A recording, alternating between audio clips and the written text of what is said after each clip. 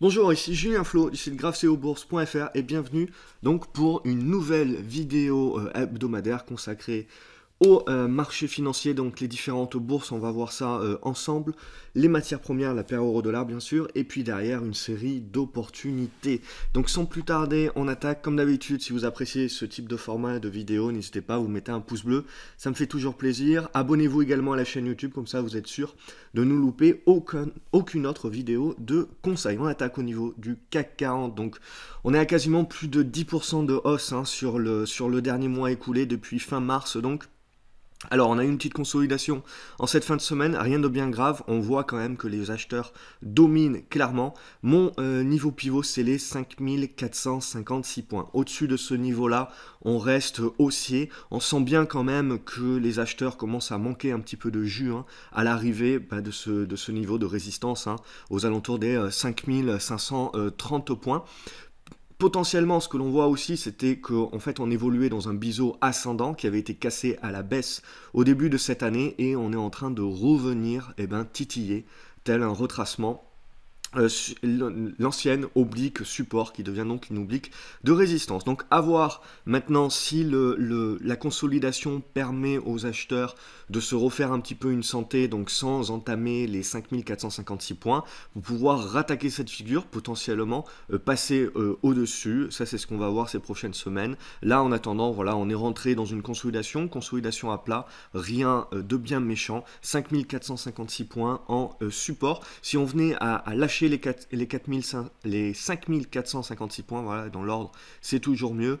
On a derrière le gros pivot qui redevient les 5360 points, au-dessus duquel on reste haussier à moyen terme. En tout cas, quand on regarde le CAC 40, et si on devait ne regarder que le CAC 40, c'est clairement une relance haussière que l'on a mise en place, mais ça, on s'en est déjà parlé et on l'a déjà validé ensemble depuis plusieurs semaines. Par contre, quand on commence à regarder le DAX d'ores et déjà, alors le DAX également est dans un beau rebond, mais on voit qu'avant de parler de relance haussière, on est en train de buter contre cette zone de résistance, là, les 12 850 points, 12 900 points. Donc ça aussi, ça va être intéressant à suivre ces prochaines semaines. En tout cas, ce qui est sûr, c'est que à court terme, on reste haussier sur le DAX au-dessus des 12 500 points. Derrière, quand on regarde ce qui se passe au niveau sur les marchés américains, alors quand on regarde le Dow Jones, quand on regarde le S&P 500, alors on a eu un beau rebond ce vendredi, mais on joue quand même avec le feu. On voit une nouvelle fois cette semaine, donc jeudi, on est allé chercher avec une mèche basse le niveau de support, donc ce double support oblique qu'il ne faut absolument pas casser à la baisse. Si on le casse à la baisse, clairement on aura un signal assez dangereux pour la suite des opérations. C'est ce qui me pousse à être toujours haussier sur les actions, surtout quand on regarde le CAC 40 et surtout que je privilégie pour mon équilibre aujourd'hui en termes de temps, en termes de gestion de temps, plutôt les actions donc françaises, européennes. Mais quand on regarde les marchés américains, ça doit nous inviter quand même toujours à se dire, bon, c'est pas le moment d'être euphorique non plus. On a eu un très très beau rallye haussier sur les actions ce dernier mois, mais il faut savoir raison garder et éviter de commencer à acheter tout et n'importe quoi. D'ailleurs, ce que l'on voit, et on va le voir avec les actions derrière, c'est que le marché continue à faire pas mal de breakouts sur pas mal de titres, mais ce qu'on voit surtout, c'est que le marché est très sélectif. Donc ça c'est très intéressant à voir, c'est que on a les breakouts mais qui se font surtout sur des gros dossiers ou des moyennes caps mais qui sont de très belles boîtes. Donc en gros les opérateurs sont toujours acheteurs mais ils sont beaucoup plus sélectifs dans leurs dossiers. Donc ils restent sur les bonnes boîtes et ils ont tendance plutôt à dégager les dossiers financièrement qui sont un peu moins bons. Donc ça c'est quelque chose qui est assez intéressant quand même.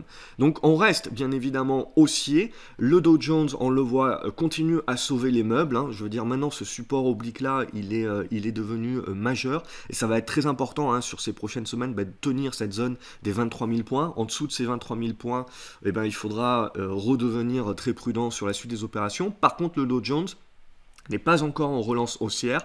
Pour le moment, il a du mal et ça va être intéressant la semaine prochaine. Du coup, on voit ce niveau des 24 450 points, 500 points pour arrondir. Et surtout, ce niveau des 24 800 points. Tant qu'on est en dessous, on reste dans cette figure, on voit en triangle symétrique. Et on attend toujours la sortie par le haut ou par le bas pour se faire une idée un petit peu plus large. Et donc du coup, quand on regarde, hop, j'ai jonglé, hop, quand on regarde au niveau du Nasdaq, lui, le Nasdaq, il est comme le CAC 40, il est un petit peu plus positif. On reste toujours avec un gap baissier. Tant qu'on est en dessous de ce gap baissier, on ne peut pas parler de relance haussière. On reste dans une phase neutre, donc qui continue de tergiverser entre ce triangle symétrique. Alors, le triangle symétrique est assez large. C'est ce qui fait que voilà, on a quand même des séances qui peuvent être toujours assez volatiles sur le Nasdaq. Comme j'ai dit, le Nasdaq, en gros, vous prenez les GAFAM et vous avez l'ensemble de la pondération du Nasdaq aujourd'hui. Donc pour moi, mon gros indicateur de sentiment de marché, bah, c'est Amazon. Si Amazon va, eh ben, tout va. Et donc il va falloir surveiller un petit peu tout ça. La Nasdaq également est venue chercher avec une mèche, refermer ce gap ici, la conserver. Donc ça c'était le point important de cette semaine, surtout ne pas refermer le gap et passer en dessous et clôturer en dessous. Donc là voilà, une nouvelle fois le Nasdaq a sauvé les meubles, donc il reste positif et du coup ben, on est en train de repartir sur une attaque des 6850 points et ça va être vraiment un gros niveau de résistance qu'il va falloir observer. Donc là on voit un petit peu dans ce sentiment de marché, on a une certaine dualité qui est en train de se former. On est positif sur le Nasdaq, positif sur le CAC 40, mais toujours, que ce soit sur le DAX ou que ce soit sur le Dow Jones, et sur le S&P, plutôt dans une tendance neutre qui demande encore à être confirmée. Donc on n'a pas un alignement des planètes, et donc c'est ce qui doit vous inviter à être haussier, mais toujours voilà, à être prudent. De toute manière, il faut toujours être prudent, il n'y a jamais de certitude en bourse. Allez, si on regarde au niveau des marchés, des matières premières dorénavant, ce que l'on voit, c'est que pour moi, clairement, le pétrole détient la clé. Ce que l'on voit, c'est que si le pétrole va, tout va, et on l'a vu d'ailleurs. Je veux dire, on a un massacre qui s'est organisé sur les valeurs bancaires, et ce qui permet de maintenir le CAC 40 actuellement, bah, c'est clairement le secteur du luxe. C'est assez paradoxal, mais depuis quelques mois, le secteur du luxe est complètement en ébullition, jusqu'à mener LVMH en première capitalisation du CAC 40, devant Total. Et donc le second secteur, c'est le secteur pétrolier, donc notamment avec Total, Technip et compagnie. Et donc là, évidemment, la montée du pétrole, c'est ce qui va nous intéresser. Alors, on avait bien consolidé, on a bien consolidé cette semaine et on s'est maintenu au-dessus des 72 $ qui ont servi de support. Et donc là, on retente un petit peu une sortie. Au niveau des indicateurs, on voit que c'est en train quand même de s'affaiblir. Il est clair et net que les arbres ne montent pas jusqu'au ciel et que donc à un moment donné ou à un autre, là, je pense qu'on n'est plus très loin de la mise en place d'une consolidation. Consolidation qui ne se validera que si on passe sous les 72 $ et à ce moment-là, on devrait avoir une consolidation également sur les valeurs pétrolières. Donc c'est ce qui pourra amener une consolidation également sur le CAC 40, qui sera une pause. Et comme je vous l'ai dit, tant qu'on reste au-dessus des 5456 points sur le CAC 40, je veux dire, ce sera une pause de court terme, mais qui ne remet absolument pas en cause la tendance haussière de court terme. Si on regarde derrière, qu'est-ce que je peux vous montrer d'autre au niveau des matières premières? Regardez le café. Potentiellement un retournement haussier qui est en train de s'organiser sur le café, en tout cas au-dessus des 120 $. On est positif sur ce retournement potentiel. Au niveau du cuivre, on est toujours dans un triangle symétrique. C'est la sortie pardon, je commence à loucher, des 3,20 qui va nous intéresser pour relancer la hausse sur le cuivre. Le maïs, lui, est en train déjà de mettre en place un retournement, on le voit avec la cassure des 400 $, donc retournement haussier qui s'était déjà mis en place ici, mais ça faisait un petit moment qu'on ne l'avait pas vu. Le blé du coup est dans la même typologie, avec le retournement haussier qui est en train de se valider également sur le blé. Donc on voit que les matières premières agricoles sont pas mal en train de remonter la pente, sauf le sucre. Le sucre reste bien installé dans une tendance baissière pour le moment. On aurait éventuellement un rebond technique au-dessus des 11,90 $, mais c'est clairement le niveau des 13,20 $ qui fait office de grosse résistance. Derrière, au niveau de l'or, on est toujours dans une consolidation à plat avec les 1300 $ en support. Au niveau de l'argent, on est toujours dans un triangle symétrique. C'est une cassure donc des 16,80 $ qui va nous remettre dans une bonne config et surtout une cassure des 17,30 $ qui relance la hausse. Et donc du coup, si on regarde au niveau des trackers, on a le Gold Bullion Sec qui est le tracker or mais en euros qui continue à être bien orienté. Ça, c'est essentiellement dû aussi au fait que l'euro se comporte plutôt bien par rapport au dollar, ce qui a pas mal aidé le marché action à rebondir, à continuer son rebond également. Donc ça se comporte plutôt bien aussi pour le moment. Qu'est-ce que j'ai d'autre à vous montrer? Mon tracker de minière hein, que j'apprécie toujours autant, toujours dans une belle construction, triangle symétrique, toujours en phase de retournement, toujours des bons volumes, hein, donc ça intéresse les investisseurs, donc ça c'est toujours bon. Et donc derrière pour terminer, donc le spot euro-dollar, donc je vous l'avais dit, triangle symétrique, paf, on l'a cassé à la baisse, on est allé derrière casser à la baisse nos deux supports horizontaux, et donc là on est revenu, je vous l'ai entouré en vert, sur une zone de support intermédiaire sur les 1,19, hein, qui devrait pouvoir générer au minimum un rebond technique. Derrière, il faudra voir la force de ce rebond technique. Globalement, donc on est dans une correction de court terme sur la paire euro-dollar. On reste dans une tendance haussière de moyen long terme tant qu'on est au-dessus de ces deux niveaux de support majeurs pour moi. Donc les 1,19, sinon ça sera les 1,15. Allez, on passe directement aux actions qui vont nous intéresser cette semaine. Donc je passe rapidement sur les titres qu'on a l'habitude de voir, hein. Je veux dire Abivax, ça fait déjà un petit moment qu'on en parle, c'est à double tranchant, on attend une news, évidemment ça peut également mal se passer, donc taille de position à adapter. Le dépassement des 7,70 €, hein, c'est ce qui va réellement commencer à nous intéresser, mettre le feu aux poudres potentiellement. Adosia également, donc dans une consolidation, rien de majeur, hein, je veux dire tant que vous tenez le support des 18 € et des brouettes, c'est toujours haussier, avec en ligne de mire cette zone des 23 €. Adux, les résultats, alors ça c'est un titre qui est en recovery, on est toujours dans une tendance baissière de long terme, à court moyen terme, on est quand même en train de construire une phase de retournement. On a un petit bémol hein, suite aux résultats, des résultats qui sont plutôt en mode recovery hein, de toute manière.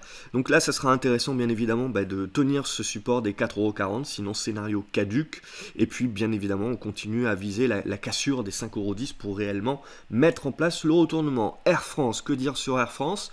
Alors personnellement, j'ai joué, j'ai certainement perdu à court terme, hein, puisque le vote est passé à non. C'est assez surprenant qu'on apprécie comme ça commencer par scier la branche sur laquelle on est assis. Après, bon, je pense que voilà, Air France est une très belle boîte, les gens sont très bien payés mais ne s'en rendent pas compte, je pense, parce que la grande majorité d'entre eux n'ont jamais bossé ailleurs que chez Air France. C'est la même problématique qu'il y avait dans des précédentes boîtes dans lesquelles je bossais. Les gens ont tendance à pas réaliser à quel point ils sont quand même bien dotés. Bon, toujours est-il que le patron, je pense, a fait quand même une énorme erreur de se mettre les syndicats à dos et que mettre son poste en balance, bon, c'était certainement pour lui une question d'honneur, etc. Mais en attendant, ça risque de créer une nouvelle mèche, hein, une nouvelle séance comme on a connu déjà vendredi avec les résultats. Résultats, je veux dire, qui sont loin d'être méconnus par rapport à ces séances de grève. Je pense néanmoins que même si, donc lundi on risque d'avoir une séance chahutée bien sûr, je pense néanmoins que si on a une vision moyen-long terme sur Air France, on est quand même sur des niveaux de cours qui sont en train de devenir très intéressants, on est quand même sur une boîte qui est quand même dans une très très belle recovery, qui est donc... Pour moi, si on a une vision moyen-long terme sur Air France, je pense quand même qu'on est plus dans une stratégie d'accumulation. C'est ce que je vais continuer à faire de toute manière. Je vais voir comment ça ouvrira lundi. Mais voilà, je suis prêt. Pour moi, toutes ces grèves-là, c'est une irrationalité court terme.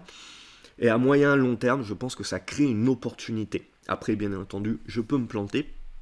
Mais je pense concrètement que les syndicats ne sont pas fous, et je pense que le départ du PDG finalement risque de créer un électrochoc et une réalisation des réalités, et je pense que les syndicats potentiellement vont commencer aussi à adoucir leurs protestations, et que donc, bon, je pense on touche à la fin C'est dommage d'en être passé par le départ du PDG, mais bon, sur des grosses boîtes comme ça, même si le PDG est toujours important, il n'est pas vital non plus. Donc je pars toujours du principe que sur des grosses boîtes, c'est pas le départ du PDG, ça peut créer des tensions court terme, mais à moyen long terme, ça ne va pas changer la donne pour la société. Donc honnêtement, je pense que pour moi, c'est dans le chaos que l'on crée des opportunités. Et quand on regarde les fondamentaux d'Air France, bon, bien sûr, ça va être compliqué cette année avec les grèves, etc.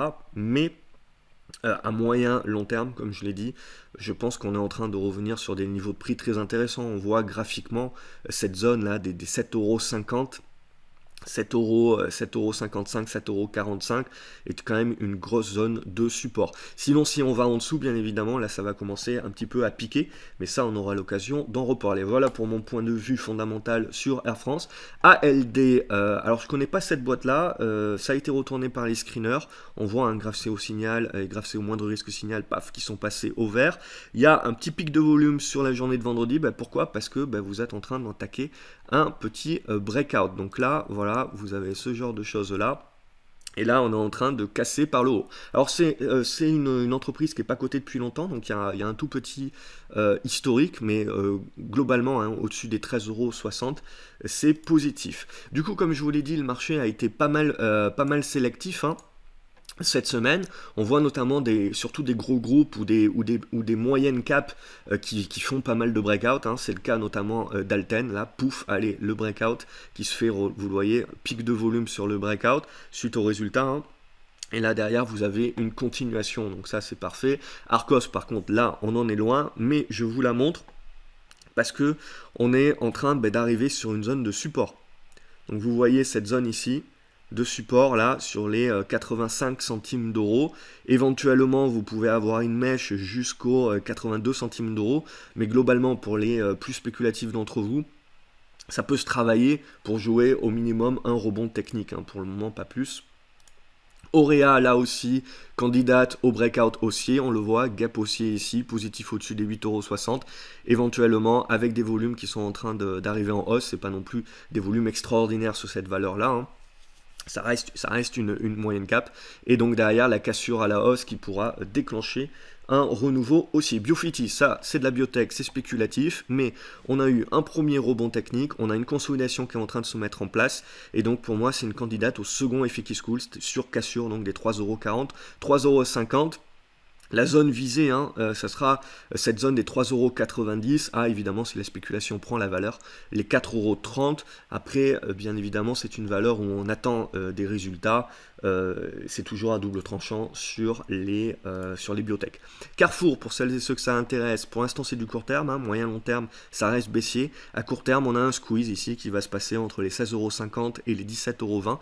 Évidemment, c'est la cassure haussière des 17,20 € qui va commencer à nous remettre de l'intérêt sur la valeur. CGG, vous avez eu une belle mèche basse sur la séance de vendredi qui permet de valider ce niveau de support des 1,80 €, donc au-dessus des 1,80 €.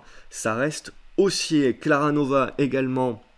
On est revenu au-dessus du niveau des 95 centimes d'euros. Au-dessus de ce niveau-là, on repasse positif sur la valeur et on va voir comment elle va réussir à construire. On repasse en dessous, il faudra redevenir prudent, et pour l'instant au-dessus c'est positif. Coil, là aussi c'est une petite valeur, il n'y a pas énormément de volume et on a une bonne congestion intéressante, c'est le dépassement là des 18,80 € qui devrait mettre le feu aux poudres. Scénario caduc si on passe sous les 16,80 €. Crédit Agricole, on le voit, alors Crédit Agricole a moins souffert que Société Générale ou BNP, mais bon, toujours est-il, on le voit, on est repassé sous les 13,50 €, donc sous les 13,50 €, on va demeurer prudent. On voit que Crédit Agricole est bien coincé entre cette zone des 13 € et des 13,80 €. Tant qu'on ne repasse pas les 13,80 € à la hausse, on ne peut pas mettre en place le retournement haussier. Donc là, ça reste quand même assez fragile. DBT, valeur spéculative également, candidate au second effet qui se coule, on a eu un premier départ ici, une consolidation, donc maintenant potentiellement,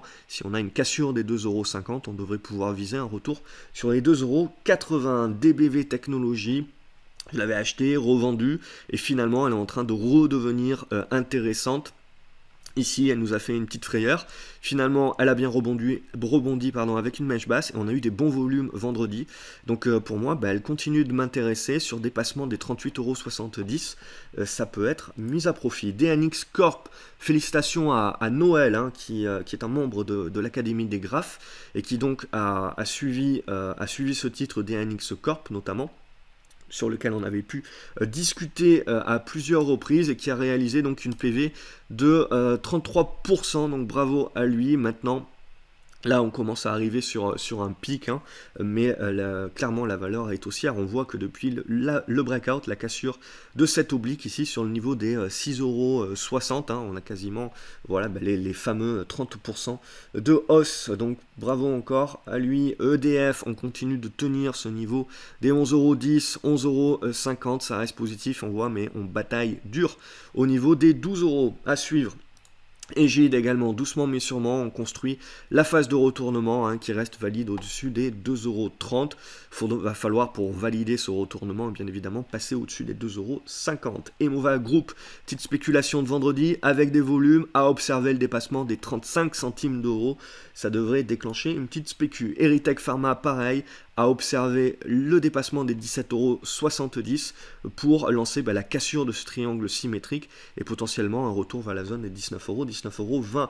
Focus Home également continue de bien tenir son support. Là, c'est le dépassement des 31,50 € qui nous intéresse pour revenir vers le niveau des 33 €. Genefit également, c'est le dépassement des 24,20 € qui va nous intéresser. Pour le moment, on reste neutre sur le dossier. Groupe LDLC, vous avez un rebond qui est en train de se mettre en place, rebond qui reste valide au-dessus des 16,30 €. Et derrière, en termes d'objectifs, on peut éventuellement avoir quelque chose entre les 18,40 € et les 19,30 €. Après, voilà, c'est quelque chose qui risque de mettre un petit peu de temps à se construire. Mais toujours intéressant à observer. Inside Secure, on continue de tenir le support et potentiellement, voilà, si on redéborde les 2,56 €, on peut recommencer à travailler cette zone ici. Et on voit qu'on est dans un triangle symétrique tant que l'on ne casse pas le triangle symétrique par le haut, donc soit les 2,75 €, 2,80 €. On n'aura pas un retournement haussier qui se validera. Évidemment, on casse par le bas. Scénario caduc. Interparfum également, ça fait partie, voilà, de ces boîtes où les investisseurs sont très sélectifs à nouveau, ce qui permet de faire le breakout. Ici, vous le voyez, sur les 38 €. Cas d'école, magnifique. MCFI Energy, toujours pareil, je continue à suivre cette valeur-là. Les volumes sont en train de se dimensionner, au-dessus des 5 €, on reste positif. Toujours le débordement des 5,50 € qui nous intéresse. MDX Health, pareil, vous avez toujours des volumes qui sont quand même présents. Une bonne congestion qui est en train de se mettre en place entre les 3,62, 3,90 €. Donc si on arrive à dépasser ce niveau des 3,90 là, on devrait créer une spécu haussière et un retournement haussier. Micropole, là aussi, vous avez une oblique baissière qui a été cassée à la hausse avec du volume, donc breakout au-dessus des 1,42 €, 45. C'est donc positif pour une relance haussière du titre. Microwave Vision, vous aviez eu exactement la même chose. Là, c'est plus pour vous le montrer d'un point de vue pédagogique. Vous voyez, oblique haussière, là, pim pam poum, pam, cassure. Et derrière, explosion à la hausse suite à ce breakout. Nanobiotics, on a une consolidation qui est en train de se mettre en place. Pour l'instant, on tient le support des 12,80, 12,90. C'est ça qui est important à tenir, hein. C'est-à-dire notre ancienne oblique résistance qui devient support pour continuer donc à mettre en place le retournement. Néopost également, retournement, squeeze, on le voit, entre les 21,80 €, 22,66 € évidemment. C'est le débordement de ces 22,70 €, hein, qui va pouvoir nous déclencher la suite des opérations. Si on casse par le bas, évidemment, scénario à remettre à plus tard. Nokia, la force tranquille, hein, je vous l'avais dit, très bonne valeur de long terme, qui continue son ascension et qui s'est payé le luxe de refermer ce gap là, qui était un gap quand même assez énorme. Donc gap fermé, positif dorénavant, au-dessus des 4 €. Allez, certainement au-dessus des 4,60 €, mais derrière, à plus court terme, on peut viser la zone des 4,70 €. O2i, également, vous le voyez, on suivait un biseau symétrique, pam, pic de volume, cassure à la hausse, là, un bon regroupement qui est en train de se mettre en place, et donc un retournement haussier qui est potentiellement en train de se déclencher sur O2i. OL Group également, je vous en parlais, on a eu un pic de volume déjà cette semaine. L'OL, tout simplement, je veux dire, ce qu'a fait Olas, on peut penser ce qu'on veut de l'homme, mais c'est clairement une machine à cash dorénavant, surtout si l'OL arrive à se qualifier pour la Ligue des Champions. C'est toujours ça la problématique, hein, sur les clubs de foot. Mais bon, ça a l'air plutôt bien parti. Donc s'il se qualifie pour la Ligue des Champions, ça va clairement être une machine à cash au l'OL Group. Et clairement, on voit les investisseurs sont en train de s'intéresser au titre. On le voit depuis le dépassement des 2,90€, 2,95€. C'est positif également. Orange aussi. Ça peut potentiellement souffler un petit peu, mais bon, l'essentiel, je pense, est fait. On le voit au-dessus des 14,55€, 14,60€. C'est positif. Et en breakout haussier. Poxel également. On a cassé le biseau descendant, donc l'essentiel pour moi est fait. On a une consolidation, 6,80€, 6,75€. Au-dessus desquels on va rester positif sur cette valeur-là. Ça reste une biotech. Prodware, toujours positif. Au-dessus des 13,35€ à court terme, à plus moyen terme, au-dessus des 12,60€. Prodways également, retournement qui est en train de se mettre doucement mais sûrement en place. On reste positif. Là, le gros, pour vraiment relancer la hausse, hein, c'est toujours ce dépassement des 5,20€ qui va faire office de déclencheur. Quantum Genomics. Là, qu'est-ce que vous avez eu? Vous avez eu un premier rebond technique qui se met en place. On est en train de revenir sur l'ancienne oblique résistance devenue support. Pour moi, ça, pour les plus spéculateurs d'entre vous, ça peut être mis à profit clairement pour jouer derrière un second Efficacy School qui aura donc pour objectif sur dépassement des 2,90€, hein, de revenir dans cette zone ici des 3,30€ à 3,60€, bien évidemment. C'est spéculatif. Sanofi, tant bien que mal, se crée un support, mais ce qui va réellement nous intéresser, c'est le débordement donc des 68€. Je louche 66,80€. Showroom privé, j'ai commencé à prendre une louche de position. Je vais commencer à dimensionner ma position. Alors c'est pas du tout moins de risque, hein, on n'y est pas encore, on le voit, hein, il faudrait un dépassement des 7,60€ et puis a fortiori des 9,20€. C'est ça réellement qui va nous créer des déclencheurs moins de risque. Après la valeur est topéable. N'oublions pas que Carrefour est quand même rentré à 13,50€. Donc pour moi c'est un titre qui est en train de revenir sur des valorisations plus fondamentales donc que techniques pour le moment, et donc je vais rentrer dans une stratégie d'accumulation. SMCP, là aussi c'est une valeur, il n'y a pas énormément de volume, c'est assez neuf comme valeur, mais vous avez le breakout, regardez la cassure de cette oblique baissière. Donc avec cette hausse qui est en train de se réaliser, pourquoi pas la Sword Group également, c'est un breakout que vous avez, tac, comme ceci, bim, avec les volumes qui sont arrivés avant le breakout, et pas trop de volume là sur le breakout, mais toujours est-il que ce breakout là est validé, donc au-dessus des 35€, c'est positif. Technicolor également, j'ai pris mes profits cette semaine, mais pourquoi pas, le titre est pas mal orienté pour revenir sur les 1,48€, 1,50€. Ça reste un rebond technique, bien évidemment. Rebond technique qui reste valide, on le voit au-dessus de cette zone-là, hop, des 1,35€. Technip, là aussi, c'est toujours la hausse. Donc pour l'instant, ça consolide. Si on arrive à se maintenir au-dessus du support des 26,70€, on devrait pouvoir lâcher potentiellement une attaque sur les 28,70€. Après, ça devrait commencer à bloquer et à consolider. Mais c'est clair et net que à moyen long terme, hein, on redevient positif au-dessus des 25,50€ sur Technip.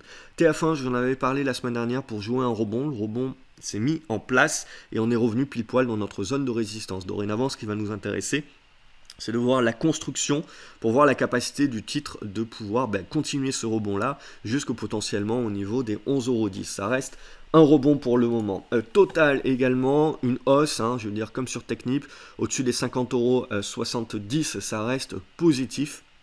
Après, il faudra bien que ça souffle et que ça nous construise une petite figure. Trigano également en instance de breakout. Vous avez cassé l'oblique baissière. Maintenant, on a buté sur la résistance horizontale. Donc c'est ça qui va nous intéresser pour réellement confirmer et valider maintenant le breakout, ce dépassement ici donc des 158, 160€. Après, évidemment, le scénario, tout sera un petit peu à refaire, mais à moyen terme, on reste positif hein, au-dessus des 140 euros. Et enfin, pour terminer, Valorec toujours. Alors là, ce qui a été très intéressant cette semaine, c'est qu'on a bien validé le niveau des 4,80 € comme un niveau pivot et comme un niveau support. Donc au-dessus de ce niveau-là, on reste positif sur la construction du retournement sur Valorec, qui devra en passer par un dépassement des 5,10 € hein, pour se confirmer. À ce moment-là, on s'ouvrirait la voie des 5,80 €. Bien évidemment, c'est fortement lié au pétrole. Et comme on l'a vu, donc à la tenue des 72 $ au niveau du pétrole. Éventuellement, si on enfonce les 4,80 €, on vous aura un support sur le niveau des 4,60 €. Voilà ce que l'on pouvait dire cette semaine, les graphes. Merci d'avoir suivi cette vidéo. Comme d'habitude, des pouces bleus si ça vous a plu. N'oubliez pas de partager cette vidéo également. Abonnez-vous à la chaîne hein, pour ne louper aucune autre vidéo de conseil. Quant à moi, je vous souhaite un excellent week-end et je vous dis à lundi sur graphcobourse.fr. Salut les graphes, bon week-end.